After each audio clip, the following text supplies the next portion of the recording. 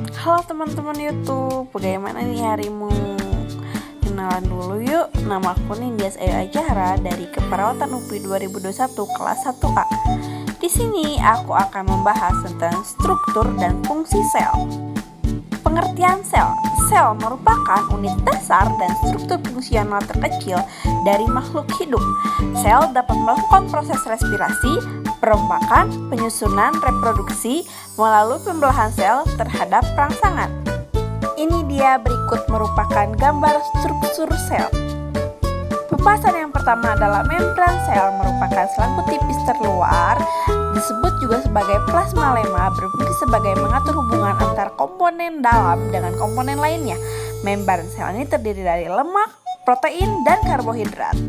Yang kedua nih ada sitoplasma atau cairan sel, berfungsi sebagai pelarut serta tempat terjadinya reaksi kimia di dalam sel.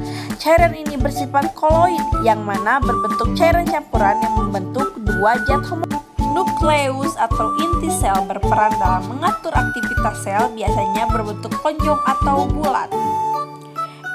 Retikulum endoplasma berfungsi sebagai menyalurkan bahan-bahan yang dibutuhkan sel sebagai metabolisme, sebagai detoksifikasi, dan pemindahan polipeptida metabolis. Next, badan Golgi. Fungsinya pelepasan membran baru untuk membran plasma, pemprosesan protein yang disintesis oleh ribosom, pembentukan dinding sel, pengemasan bahan-bahan setoris yang keluar dari sel.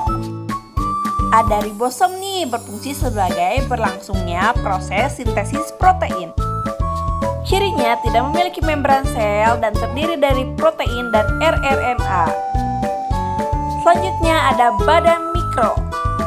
Peroksisom sebagai aktivitas peroksidatif, yaitu berkaitan dengan senyawa perantara dalam reaksi. Glikoisom merupakan organel sel tumbuhan yang mengandung enzim. Selanjutnya ada lisosom nih teman-teman. Fungsinya melisis zat-zat yang masuk ke dalam sel serta menghancurkan organel yang rusak atau tidak berfungsi lagi. Bisa dilihat ya gambarnya di samping. Ijo-ijo nih teman-teman. Fungsi utamanya sebagai tempat penampungan zat sisa, mencerna makanan, serta mengatur keseimbangan sel. Sebagai tempat cadangan makanan dan pengatur tekanan turgor. Yang lonjong ini ada mitokondria, berperan sebagai respirasi sel. Mitokondria berupa cairan yang disebut mitokondria yang mengandung DNA, enzim, sitokrom, protein, dan juga RNA. Plastida ini hanya ada pada sel tumbuhan loh teman-teman.